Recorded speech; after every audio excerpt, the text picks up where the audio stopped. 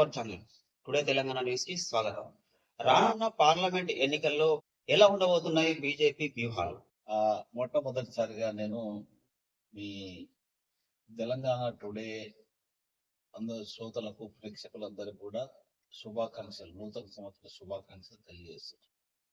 మీ channel కూడా మరింత ఈ కొత్త సంవత్సరంలో ప్రజల అభిమానాన్ని చూడగొనాలని, ప్రజాహితం కొరకు మీరు పాటుపడతారని ఆశిస్తున్నాను. మీకు అన్ని విధాలుగా అన్నదండలు ఆ భగవంతుడు అందజేయాలని కూడా భగవంతుని ప్రార్థిస్తున్నాను.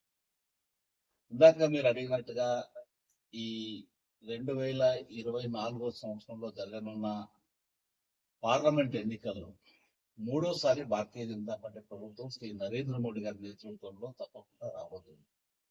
ఇది ప్రజా కోరిక. కశ్మీర్ నుండి కన్యాకుమారి వరకు ప్రజలందరూ కూడా ఈరోజు భారతీయ జనతా పార్టీ, ముఖ్యంగా నరేంద్ర మోడీ గారి నేతృత్వంలో అయితేనే ఈ దేశ భద్రత, రక్షణ, ప్రపంచ దేశాల్లో మన ఖ్యాతి, అలాగే అన్ని వర్గాల సంక్షేమము జరుగుతుందనే విశ్వాసాన్ని వ్యక్తం చేస్తున్నారు. మేము తప్పకుండా విశ్వాసంతో ఉన్నాం. భారతీయ జనతా పార్టీ ప్రభుత్వం 2024లో జరగనున్న జనరల్ పార్లమెంట్ ఎన్నికల్లో కూడా విజయం సాధించబోతుంది. మళ్ళీ మూడోసారి ప్రభుత్వాన్ని ఏర్పాటు చేయాలి. రానున్న ఎలక్షన్ లో కాంగ్రెస్ కూడా గట్టి పోటీనిచ్చే అవకాశాలు ఉన్నాయి కదా. సో బీజేపీ ఎలాంటి వ్యూహాలతో ముందుకెళ్తుంది? ప్రజలకు ఎలాంటి మీరు అన్నట్టుగా రాబోయే పార్లమెంట్ ఎన్నికల్లో ప్రధాన పోటీ భారతీయ జనతా పార్టీ కాంగ్రెస్ మధ్యలో ఉంటుంది. అంటే కాంగ్రెస్ ప్రభుత్వం ఈ రాష్ట్రంలో ఉంది, కేంద్రంలో భారతీయ జనతా పార్టీ ప్రభుత్వం ఉంది. ప్రజలు సహజంగా ఈ రెండు పార్టీలపైనే దృష్టి పెడతారు. ఈ రెండు పార్టీల చర్చలో ఉంటాయి. బీఆర్ఎస్ పార్టీ అనేది చర్చలో లేదు. బీఆర్ఎస్ పార్టీకి వల్ల ఓటేస్తే ఏమి ప్రయోజనం ఉండదని కూడా ప్రజలు భావిస్తున్నారు.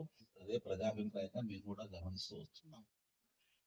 కానీ కాంగ్రెస్ పార్టీ కూడా సరి అయిన నాయకత్వం లేని కారణంగా, ముఖ్యంగా ఈ దేశంలో గతంలో కాంగ్రెస్ ప్రభుత్వానికి భారతీయ జనతా పార్టీ శ్రీ అటల్ బిహారీ వాజ్పేయి ప్రభుత్వం, ఇప్పుడున్న శ్రీ నరేంద్ర మోడీ ప్రభుత్వానికి ప్రజలు పాలనను పోల్చుకుంటున్నారు. కాంగ్రెస్ అంటే అవినీతి, కాంగ్రెస్ అంటే అక్రమాలు, కాంగ్రెస్ అంటే అశ్రిత పక్షపాతం, కాంగ్రెస్ అంటేనే లోపభూయిష్టమైన పరిపాలన, కాంగ్రెస్ అంటే దేశ హితాన్ని బలంగా పెట్టి స్వప్రయోజనాల కొరకు దేనికైనా దిగజారే నాయకత్వం కాంగ్రెస్ పార్టీ. మరోవైపు ప్రజలు శ్రీ అటల్ బిహారీ వాజ్పేయి, నరేంద్ర మోడీ లాంటి నాయకులను చూసిన తర్వాత బీజేపీ ప్రభుత్వమే ప్రజల హితం కొరకు, దేశ భద్రత కొరకు, దేశ రక్షణ కొరకు, అన్ని వర్గాల అభివృద్ధి కొరకు పాటుపడే ప్రభుత్వం భారతీయ జనతా పార్టీ ప్రభుత్వం. అలాంటి నాయకత్వం ఈరోజు ప్రపంచ వ్యాప్తంగా కూడా నరేంద్ర మోడీ గారు అత్యధిక ఆదరణ కలిగిన నాయకుడు.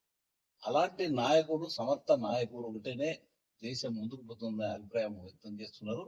అందుకనే కాంగ్రెస్ పార్టీని కాదని ఈరోజు భారతీయ జనతా పార్టీకి అత్యధిక స్థానాలలో, ఈవెన్ తెలంగాణలో కూడా మేము విశ్వాసంతో ఉన్నాము. మా నాయకత్వం కూడా విశ్వాసంతో ఉన్నది.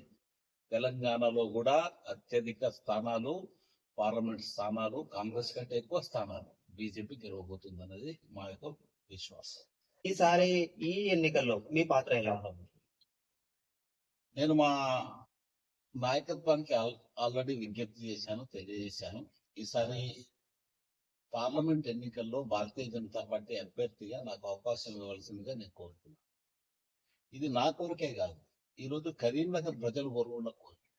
ఎందుకంటే పార్లమెంటు సభ్యుడు ప్రజాహితం కొరకు పాటుపడాలి, అనుక్షణం ప్రజల గురించి ఆలోచించాలా.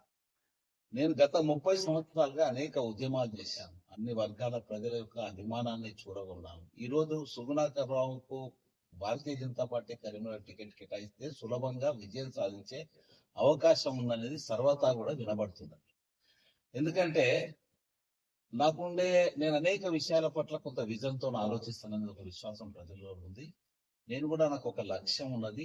కరీంనగర్ ను ఒక చాలా అభివృద్ధి కాంచిన జిల్లాగా, ప్రాంతంగా తీర్చిదిద్దాలనే లక్ష్యం ఉంది. కరీంనగర్ లో ఉండే వనరులు తెలంగాణలో మరే జిల్లాకు లేదు.